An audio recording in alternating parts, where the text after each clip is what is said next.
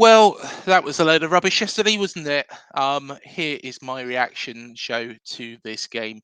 Like I say, I just don't know where to start. I did actually record this directly after the game. I thought I'd spare you of it because there was a lot of swearing, a lot of frustration. I think I wasn't the only fan in doing that. And I'm going to be brutally honest during this show because I think it's time for people to be brutally honest about what they've seen. So, Wolves, um, firstly, you know, well done to Gary O'Neill, well done to the Wolves team. They were, very, very disciplined and well managed. And also, Gary O'Neill's comments after the game was so respectful. So respectful. I wish some of our fans showed him equal respect because he showed us maximum respect. But, unfortunately, there is, a silly element of our fan base who, will knock him, slag him off at all times. These were probably the same sort of people that were knocking and telling Eddie Howe that he needed to go. Look at what he's done now, and look at what Gary's done now. So let's start off with this lineup. So the lineup was actually more of what we wanted. Phil Billing, more advanced role, tick. David Brooks on the pitch, right hand as on the wings, tick. Tavernier also playing, tick. You also, okay, Kelly in the defence with Zabania. I don't know why Senesi was omitted. Maybe there was an injury concern there. And Alex Scott making his debut, good, excellent. So it was all positive. When we actually got onto the pitch, seemed a lot more positive as well. Phil Billing, that more advanced role, was seeming to link up with Solanke. Solanke was working his socks off. He always does. Even though, those around him might not be providing the best possible service. And that is probably down to our manager, who, unfortunately, we'll come to that, but unfortunately, does seem completely out of his depth in the Premier League. So we seemed to have a little bit more impetus about us, more style. We didn't seem to be this pass around the back until a little bit later. We'll come to that. But what we did do, is we conceded early on a fairly, a fairly avoidable situation with their Neto, where he actually hit the bar. To be honest, could have been closed down a lot earlier. Very good strike, but at the same time, a little bit disappointing. But we seem to be growing into the game without having full control. One thing I did think was, you know, Billing was excellent in that first half, especially. I think he was very, very good. I did think Lewis Cook was hustling and bustling, and Solanke looked a threat, and so it proved. Brooks did amazing run. The reason why everybody's been calling for him to start, to be honest, that's something, even if the fans didn't get Gary O'Neill right and said that he should go, everybody's been getting that Brooks should be playing right. Brooks, fantastic layoff and to Phil Bill. And then Solanke, of course, back of the net. Excellent. Nice little deft touch. And that really, sums up what Solanke can do. When he's put in that position with the right players, that sums up what we can do. And I'm really, really pleased that, he got that goal. And, going in at 1-0 up at half time, even though we didn't have full control of the game, and I felt that, I felt that, we got what we deserved. We were slightly shading the game over Wolves. Excellent. Good stuff. After half time, though, Gary O'Neill has changed a little bit of the formation of Wolves by the looks of things. Maybe some Wolves fans might be able to correct me on that. But I think it was literally all of 90 seconds this time. So a little bit longer than that. Well, I don't know what we should call it at Brighton. But still results in the same situation. Wolves just cut through the centre of our midfield. Remember, our midfield is meant to be one of our strong points. Cut through the centre of our midfield, and a well taken goal actually by Cunha. I did rate it. I thought he did a good job of finishing that off, but 1-1. It's not the end of the world though, because at that point we've still got 40 minutes left to play.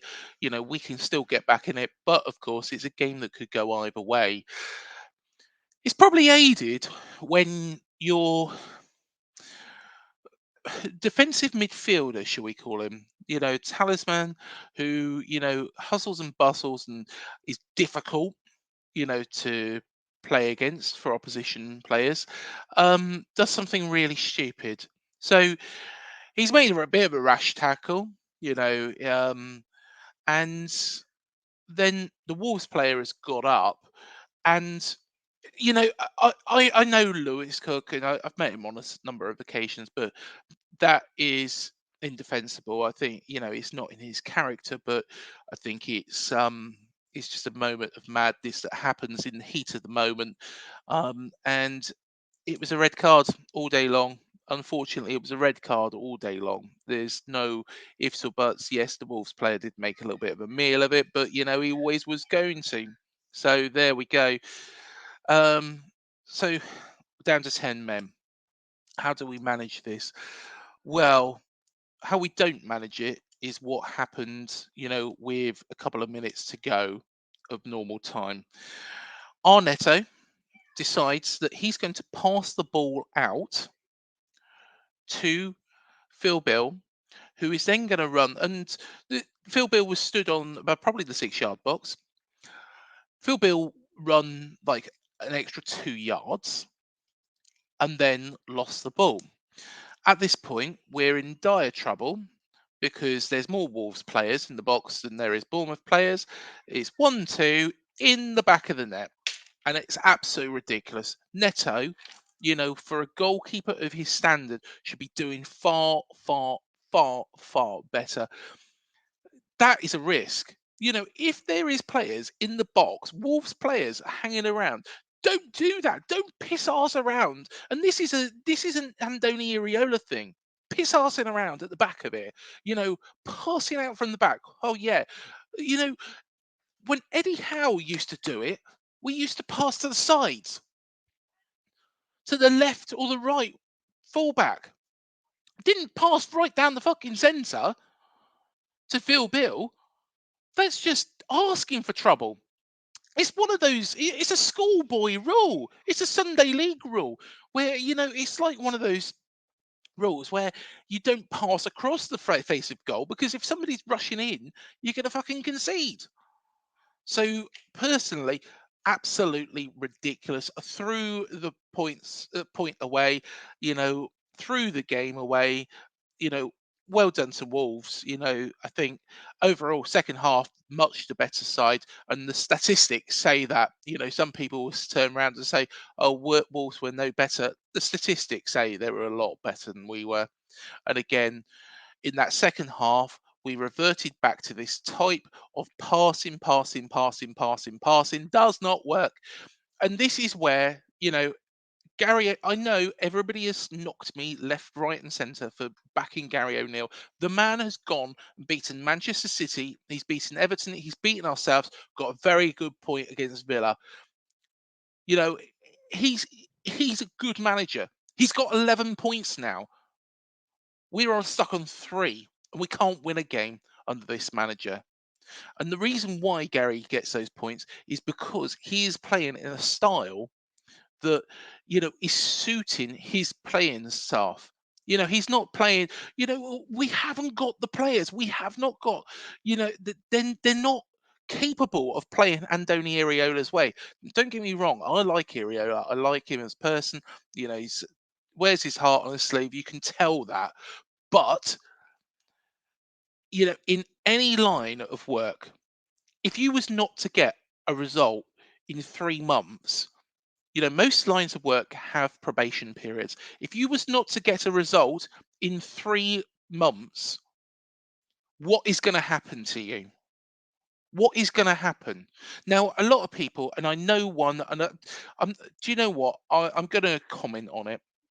Said, "Oh, Gary O'Neill, he wasn't very good when he got the job. He didn't."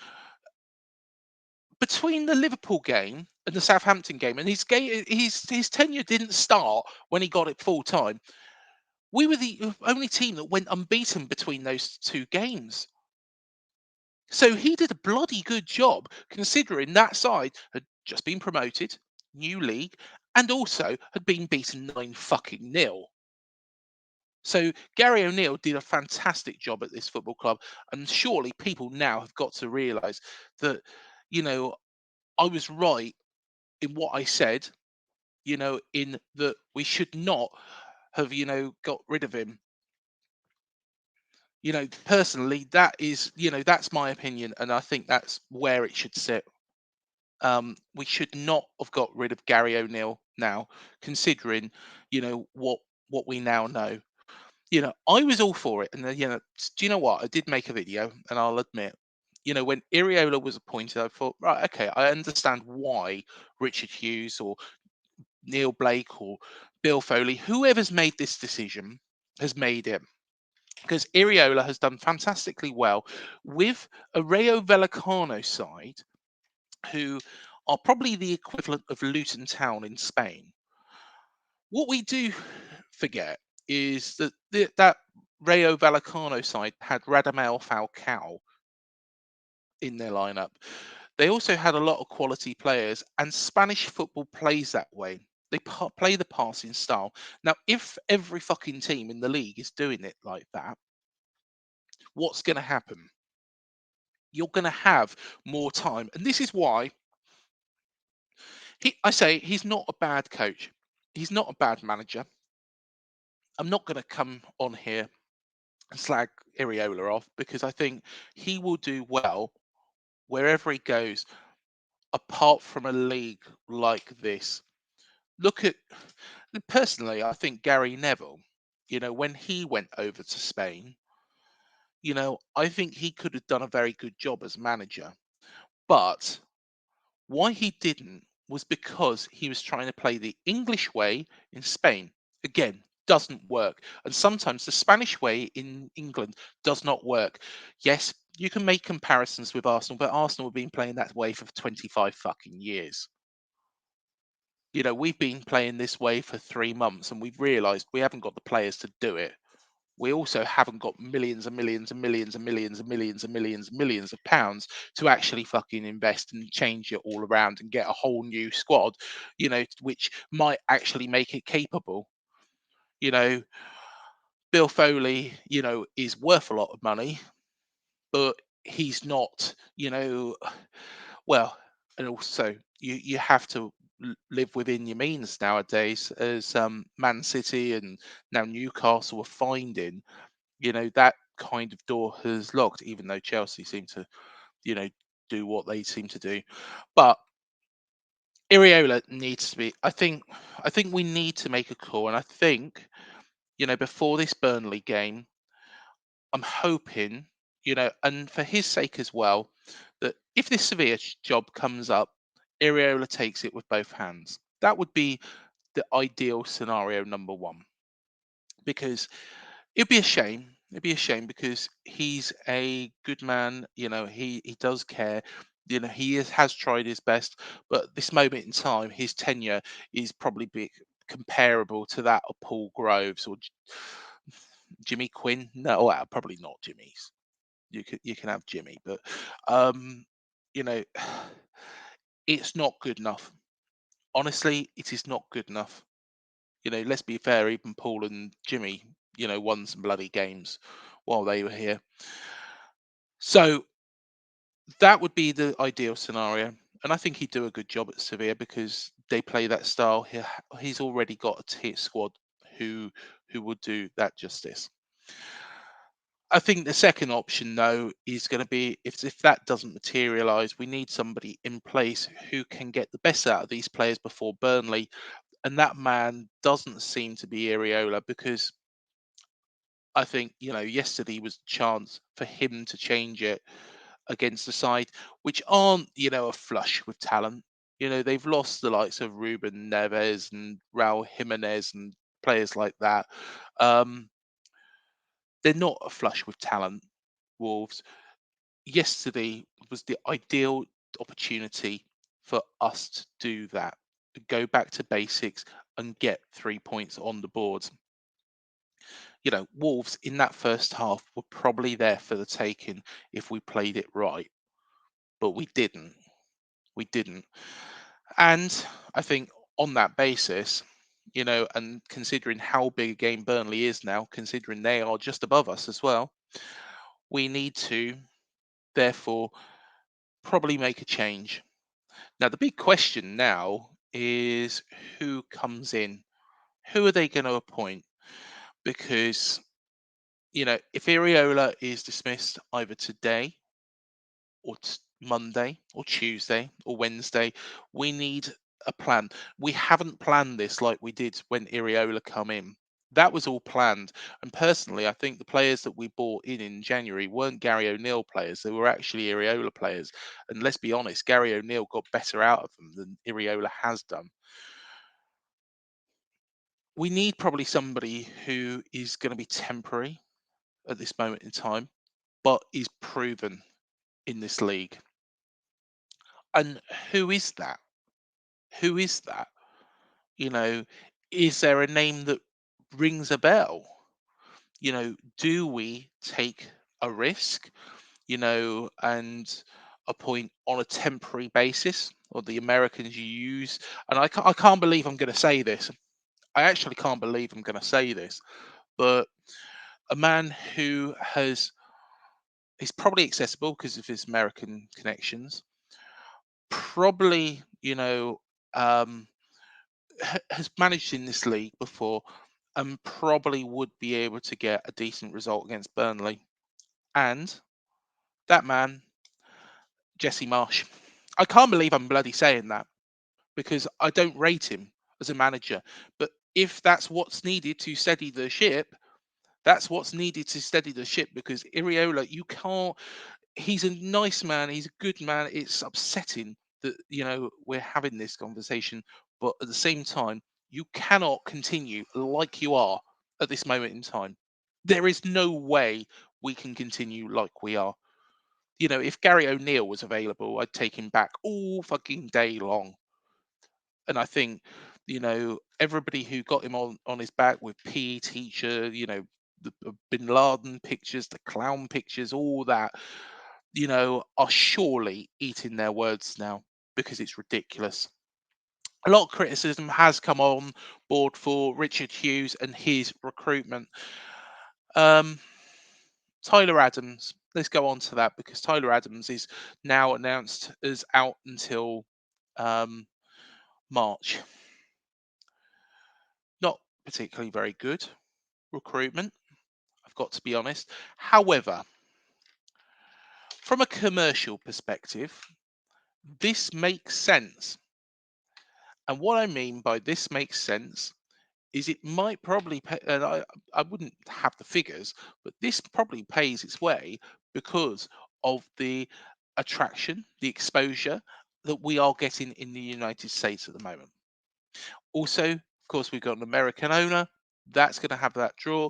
And if you look at the walls of the Vegas Golden Knights store and the Bournemouth part, it's all about Tyler Adams and, Americans, So, okay, let's write that off. But the other business we've done isn't particularly bad. And Richard Hughes is now getting a bit of a battering, personally, that he doesn't deserve. Just like Gary O'Neill didn't deserve his. Richard Hughes is getting a battering for bringing in players, like Alex Scott, who everybody wanted, and we managed to get. Justin Cliver, again, another player who is eagerly wanted. Okay, hasn't really set the Premier League alight, but again, player that everybody wanted. Max Aarons, we pinched him from underneath Lee's nose. I don't understand the Jaden Anthony Sinistera thing. I still don't, and I know that Jaden Anthony's doing a very good job at Leeds. Um, I wish there was a recall on there. And I was speaking to Dan about from the Square Ball about that. Yeah, I wish there was a recall, but there we go. Um, what business we've done hasn't been bad. Radu is a good backup goalkeeper, and to be perfectly honest, he's got to get the nod. He's got to get the nod against Burnley because after Neto, you can't make fucking mistakes like that and not go without some ramifications because it shows that some players are irreplaceable. Lloyd Kelly, some of the things that he did yesterday, just thumped the ball out, and I've just thought, what is he actually doing? There's better options there. You know, we need to actually take it back to basics. We need a manager who will take it back to basics. And if that is somebody like Jesse Marsh on the interim, I don't want him full time. Don't get me wrong, I don't want him full time, but somebody on the interim who can actually get it back to basics. Fine, great, excellent. Passing out. If Neto's got the ball in goal, pass it out to Max Aarons. Pass it out to Kirkes. Don't pass it down the fucking middle to Phil Bill, who's then going to run 2 yards, trip over himself, and fucking concede. We're going to concede a goal. So let me know who you think that we should bring in. Unfortunately, Eddie isn't available. Unfortunately, Gary isn't available. Scott's available, but I don't think we really want him. To be honest, he might be rubbing his hands now because we'll have a bit more money to spend. There's lots and lots of thoughts, that are going through my head of who maybe we should go for, but I'll save that for another day because honestly, I'm disappointed. I'm gutted. I don't think there's anything else really I can say about this match. Apart from, I was right with regards to Gary O'Neill. He is a good coach. I'm not going to back down from that. He is a good coach. He deserved more time here. The last 4 games, yeah, I think he took his foot off the pedal, unfortunately, but he's a good manager, deserves a lot more respect. He spoke about this football club respectfully. And a lot of people now will be saying that the pundits are right and we was wrong. And points make prizes. That is where it boils down to. We are wrong. The pundits are right. I was right about Gary O'Neill. I was wrong about Iraola, unfortunately. He's not being able to do it in the Premier League. Where do we go from here? If this continues much longer, and we're beaten by Burnley, considering we've got Newcastle coming up, we've got Manchester City coming up, I think trips to Portsmouth and Oxford probably will be on the agenda next season. We don't want that. We've got time to make a change now. And unfortunately, it's time for that change. Let us know what you think. If this is the last video before Iraola is dismissed, thank you, Iraola and Andoni, for everything. At the end of the day, don't hold it against you as a person. You've been honest. Your interviews have been refreshing, but at the same time, it's not worked because of the style and the players that we've got haven't got the ability to actually put into practice what you want. But wish you all the success in your future career, and I'm sure it will be successful. I think that's all there is to say. Until the next video, up the cherries. Let's hope for 3 points against Burnley. Come on.